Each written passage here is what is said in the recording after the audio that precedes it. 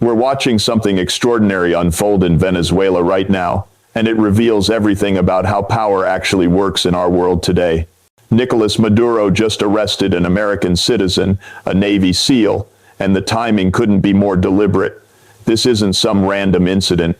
This is Maduro sending a direct message to Donald Trump before he even takes office, testing the boundaries, seeing how far he can push.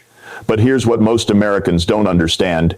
Venezuela isn't just about oil anymore, or socialism, or even Maduro's survival. It's become a chess piece in a much larger game between Washington, Moscow, and Beijing.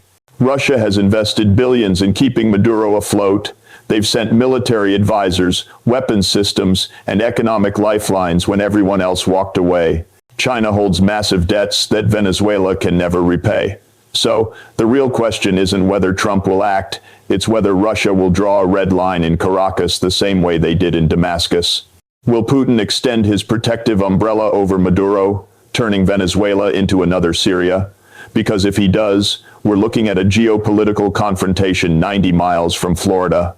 And almost nobody in Washington is prepared for what that means. The Americas aren't immune from great power competition anymore. They're becoming its next battlefield. Let me start by saying something that might surprise you. Venezuela's crisis isn't really about Venezuela at all. It never has been. What we're witnessing is the culmination of decades of American foreign policy mistakes, compounded by a new geopolitical reality that Washington simply refuses to acknowledge. And now, with Trump returning to power and an American serviceman sitting in a Venezuelan jail, we're about to see whether the United States has learned anything from 20 years of failed interventions, or whether we're destined to repeat the same catastrophic patterns that gave us Iraq, Libya, and the ongoing tragedy in Syria. I've spent my entire career studying how nations rise and fall, how empires overextend themselves, and how economic policies either build prosperity or destroy it. And I can tell you with absolute certainty that what's happening in Venezuela right now is a perfect case study in everything we've done wrong in Latin America for the past century. But it's also something new, something we haven't fully confronted yet. It's a test case for whether the United States can still project power in its own hemisphere when major adversaries decide to push back. Because make no mistake, Russia and China aren't in Venezuela by accident. They're there because they've calculated that America's grip on Latin America is weakening. And they're right. Let's go back and understand how we got here because context matters enormously. Venezuela was once the wealthiest country in South America. It had the largest proven oil reserves in the world, even larger than Saudi Arabia. It had an educated middle class, functioning democratic institutions, and a standard of living that made it the envy of the region. So, what happened? The simple answer that you'll hear from most American commentators is that socialism destroyed Venezuela. Hugo Chavez came to power, implemented radical leftist policies, nationalized industries, and ran the economy into the ground. His successor, Nicolas Maduro, continued these disastrous policies, and now Venezuela is a failed state with hyperinflation, mass immigration, and humanitarian catastrophe. End of story, right? Socialism fails again. Capitalism wins. Case closed. But that narrative is dangerously incomplete, and it blinds us to the actual dynamics at play. Yes, Chavez made serious economic mistakes. Yes, the over-reliance on oil revenues without economic diversification was foolish. Yes, corruption became endemic. And yes, democratic institutions were weakened. All of that is true. But what that narrative conveniently omits is the role that the United States has played in actively trying to destroy the Venezuelan economy and overthrow its government. For the past 2 decades, we've imposed some of the most comprehensive economic sanctions ever levied against a country that hasn't invaded anyone, doesn't possess nuclear weapons, and poses no military threat whatsoever to the United States. These sanctions haven't just targeted the government. They've deliberately targeted the Venezuelan people, making it impossible for the country to import food, medicine, spare parts for infrastructure, and basic necessities. The stated goal has always been regime change. We've said it explicitly over and over again. And when economic warfare didn't work fast enough, we've funded opposition groups, recognized opposition leaders as the legitimate president, even though they'd never won an election. And we've even backed coup attempts. Now, I know what some of you are thinking. You're thinking, but, Professor Sachs, Maduro is a dictator. He's rigged elections. He's imprisoned opposition leaders. He's using violence against his own people. Doesn't America have a responsibility to support democracy? And look, I understand that impulse. I really do. Democratic governance matters. Human rights matter. But let me ask you this. When has regime change ever worked out the way we promised it would? Not in Iraq, not in Libya, not in Afghanistan, not in Syria. Every single time we've told the American people that if we just remove this one bad leader, democracy will flourish, markets will open, and everyone will be better off. And every single time, what we've actually created is chaos, state collapse, humanitarian disaster, and power vacuums that get filled by extremists or competing foreign powers. We never learn. We never pause to ask whether our intervention might make things worse. We never consider whether the people we're claiming to help actually want our help or whether they might prefer to determine their own future, even if it's messy and imperfect. And here's the thing about Venezuela specifically. Our intervention has made the situation dramatically worse, not better. The sanctions have devastated the economy far more than Maduro's policies ever could have alone. When you cut a country off from the international financial system, when you prevent them from selling their primary export, when you freeze their foreign assets and make it illegal for companies to do business with them, you're not punishing the government. The elites always find ways to survive. You're punishing ordinary people who can't get insulin for their diabetes, who can't find spare parts to fix the electrical grid, who watch their children go hungry because food imports have collapsed. And then we stand back and point to the resulting suffering and say, see, this is what socialism does. It's deeply dishonest and it's morally bankrupt. But let's move beyond the ethics for a moment and talk about strategic realities, because that's what this is really about. The United States has operated in Latin America for over a century under the assumption that this is our sphere of influence, our backyard, and that no other major power has any business being here. The Monroe Doctrine, declared in 1823, essentially said that European powers needed to stay out of the Western Hemisphere. And we've enforced that principle ever since, sometimes with diplomacy and sometimes with military force. We've overthrown governments in Guatemala, Chile, Nicaragua, Panama, Grenada, and many others. When we felt our interests were threatened, we've installed dictators, funded death squads, and turned a blind eye to massive human rights abuses as long as the governments in question were friendly to American business interests. This isn't conspiracy theory or anti-American propaganda. This is documented historical fact. It's what we did, and in many cases we did it openly. But here's what's changed. The world is multipolar now. Whether we like it or not, China has become the largest trading partner for most countries in South America. They've invested hundreds of billions of dollars in infrastructure, mining, agriculture, and technology across the region. Russia, while less economically powerful than China, has re-established military and political ties throughout Latin America, selling weapons, conducting joint exercises, and offering political support to governments that feel threatened by Washington. And both Moscow and Beijing have looked at Venezuela and seen an opportunity. They've seen a country with massive natural resources, a government that's desperate for international support, and a perfect chance to demonstrate that the United States can no longer dictate outcomes in its own hemisphere. Russia's involvement in Venezuela is particularly significant, and it mirrors what they've done in Syria, which should worry us considerably. When the Syrian civil war broke out and it looked like Bashar al-Assad might fall, Russia made a calculated decision to intervene militarily. They sent their air force, their military advisors, their special forces, and they turned the tide of the war. Why?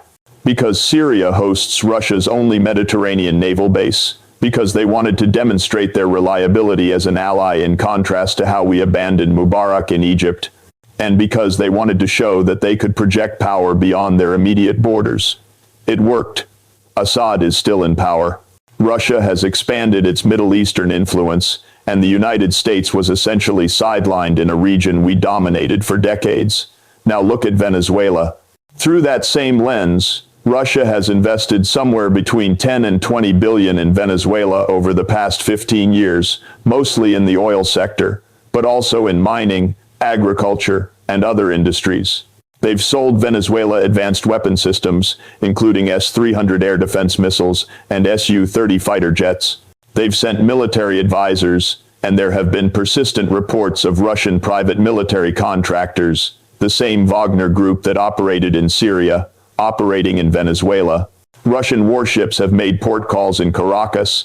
They've conducted joint military exercises. All of this sends a very clear message. Russia considers Venezuela a strategic partner, and they're not going to let the United States overthrow the government without a fight. China's involvement is different, but equally significant. China doesn't station troops abroad or sell massive weapon systems to Venezuela, but they've done something arguably more powerful. They've made themselves indispensable to Venezuela's economy. China holds over $50 billion in Venezuelan debt. They've made massive loans that Venezuela has no realistic way of repaying except through oil shipments. China has become Venezuela's primary source of investment capital, consumer goods, and technology. They've built housing, infrastructure, and telecommunications networks. When Western companies pulled out of Venezuela because of sanctions or political risk, Chinese companies filled the vacuum. This gives China enormous leverage, not just over Venezuela, but over the entire region. They can point to Venezuela and say to other Latin American countries, look, when Washington turns on you, we'll still be there. We don't lecture you about human rights or democracy. We don't impose sanctions. We just do business. Now, let's talk about Donald Trump because his return to the presidency changes the calculus significantly. Trump's first term gave us some preview of his approach to Venezuela, characterized by maximum pressure and maximum rhetoric, but minimal actual results. His administration recognized Juan Guaidó as the legitimate president of Venezuela, even though Guaidó had never won a presidential election and controlled no territory. It was a bizarre situation where we pretended that someone was president simply because we said so. Trump imposed crushing sanctions and even openly discussed military intervention, famously asking his advisors why we couldn't just invade Venezuela. His national security team, people like John Bolton and Mike Pompeo, were clearly eager for regime change. They talked about it constantly. Bolton even admitted in his memoir that they were actively planning coups. And yet, despite all of this, Maduro remained in power. The military stayed loyal. Russia and China continued supporting him, and the humanitarian situation got worse, not better. So, what will Trump do differently this time? That's the question everyone is asking right now, especially in light of this arrested American SEAL. Trump's foreign policy has always been transactional and unpredictable, which makes him both potentially more flexible and potentially more dangerous than traditional foreign policy establishment figures. On one hand, Trump doesn't have the ideological commitment to democracy promotion that neoconservatives have. He's perfectly willing to deal with dictators if he thinks he can get a good deal. He's praised Putin, Kim Jong-un, and Xi Jinping at various times. He's not interested in nation building or humanitarian intervention. This could theoretically make him more open to some kind of negotiation with Maduro, some kind of transactional arrangement where sanctions get eased in exchange for certain concessions. On the other hand, Trump is extremely sensitive to perceived disrespect, and having an American serviceman arrested and paraded on Venezuelan television is exactly the kind of provocation that could trigger an impulsive, aggressive response. Trump's entire political brand is built on projecting strength and never backing down from a fight. He can't afford to look weak, especially not to a government that he and his supporters have consistently portrayed as a socialist failure. And Trump's advisors in his second term, people like Marco Rubio, who has been one of the most hawkish voices on Venezuela for years, are going to be pushing him toward confrontation, not compromise. Rubio represents Florida, which has a large Venezuelan American population that strongly supports regime change. The political pressure on Trump to take action will be substantial. But here's where it gets really complicated, and this is the part that I think most Americans haven't fully grasped yet. If Trump decides to escalate, whether that means more sanctions, support for another coup attempt, or, God forbid, military action, Russia and China will face a choice. Do they back down and let the United States overthrow a government they've invested billions in supporting? Or do they double down, increase their own support for Maduro, and dare the United States to start a confrontation that could spiral into something much larger? Based on everything we've seen in Syria, Ukraine, and the South China Sea, I think we have to assume they'll double down. Russia has already demonstrated in Syria that they're willing to use military force to protect client states. China has demonstrated throughout the developing world that they'll provide economic lifelines to governments that the West tries to isolate. Neither Moscow nor Beijing wants to establish a precedent that the United States can still overthrow governments in any region it chooses simply through economic warfare and covert action. Think about what this means practically. If Trump tries to remove Maduro by force or through a military-backed coup, and Russia responds by sending more military personnel, more air defense systems, and more weapons, what happens then? Do we bomb Russian positions in Venezuela the way we would never dare bomb them in Syria? Do we accept a scenario where Russian military forces are operating 90 miles from Florida indefinitely? Do we blockade Venezuela's ports, risking direct confrontation with Russian or Chinese vessels? None of these are hypothetical questions anymore. These are real scenarios that military planners in Washington, Moscow, and Beijing are actively wargaming right now. And let's be honest about something else that nobody wants to say out loud. American military options in Venezuela are far more limited than our rhetoric suggests. Yes, the United States has vastly superior military power than Venezuela. We could destroy Venezuela's military in a matter of days if we chose to. But then what? We'd be occupying a country of nearly 30 million people, most of whom would view us as invaders rather than liberators. We'd be fighting an insurgency in difficult terrain, mountains, jungles, urban areas against opponents who would be receiving weapons and support from Russia, China, Cuba, and potentially others. We'd be doing this at the same time we're trying to manage tensions with China over Taiwan, continuing our involvement in supporting Ukraine against Russia, and dealing with ongoing commitments in the Middle East. We're already overstretched militarily. Our defense industrial base is struggling to keep up with current commitments. And the American people have shown repeatedly that they have no appetite for another long-term military occupation. Iraq and Afghanistan are still fresh wounds.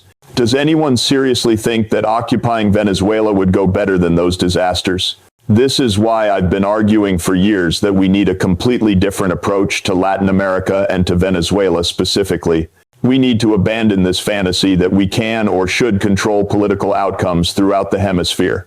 We need to recognize that other powers are going to have influence in Latin America, just as we have influence in Asia, Africa, and Europe. We need to accept that countries get to choose their own governments, even if we don't like their choices. And we need to understand that our economic sanctions, which we deploy more than any other country in the world, are tools of warfare that cause immense human suffering without actually achieving their stated objectives.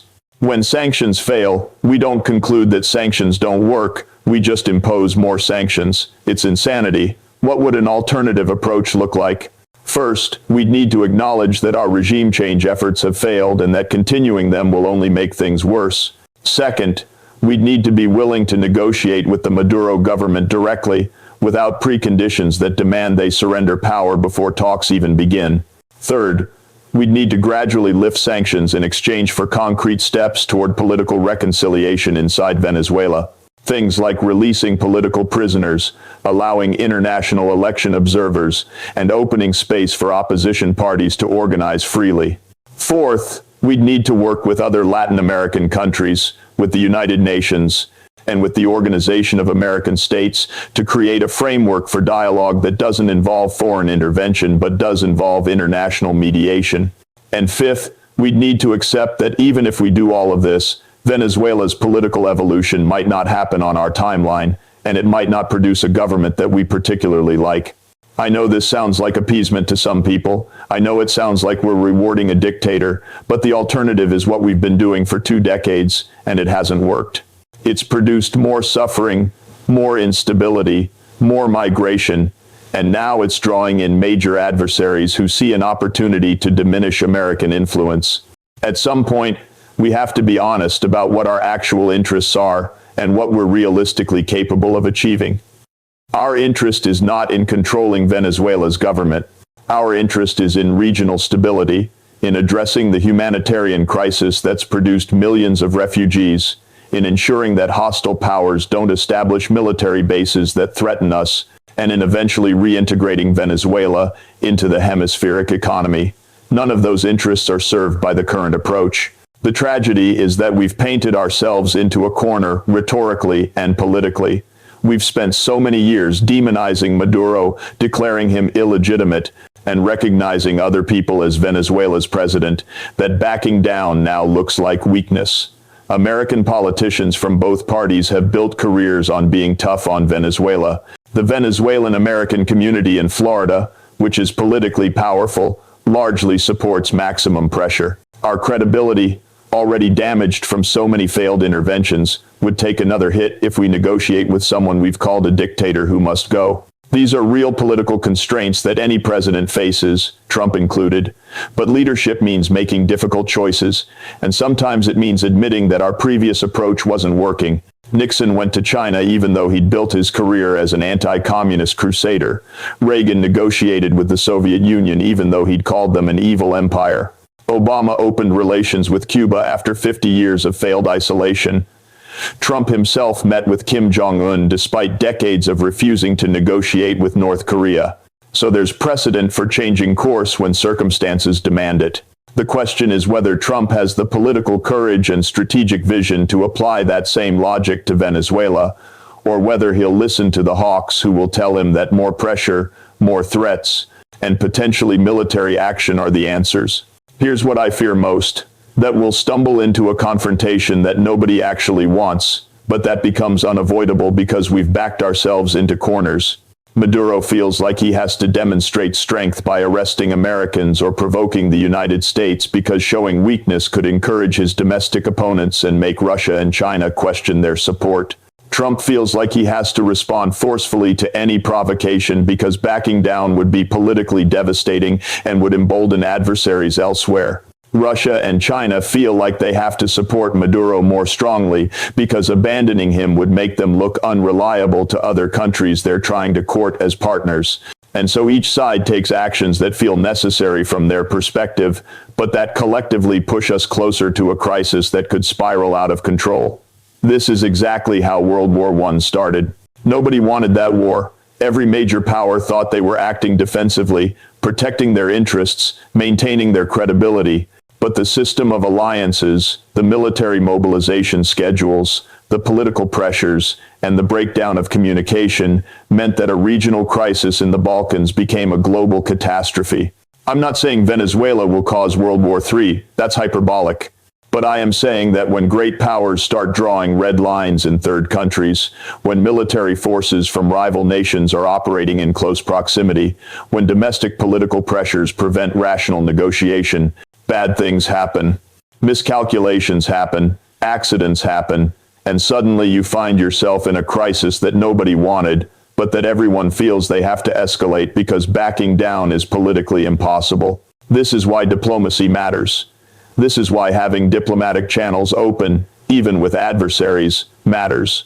This is why international institutions that can mediate disputes matter. And this is why we need political leaders who are willing to take political risks for peace, rather than always choosing the path that looks tough but leads to disaster. The United States is still an enormously powerful country with tremendous advantages. We don't need to dominate every region, control every outcome, or respond to every provocation with maximum force to maintain our security and prosperity. In fact, the opposite is true. Overextension, endless interventions, and the belief that military power can solve complex political problems weaken us. They drain our resources, divide our society, and create the very threats we're trying to prevent. So, as we watch the situation unfold with Trump, Maduro, Russia, and the fate of Venezuela, I hope we can have an honest conversation about what American foreign policy should actually be trying to achieve and what methods actually work.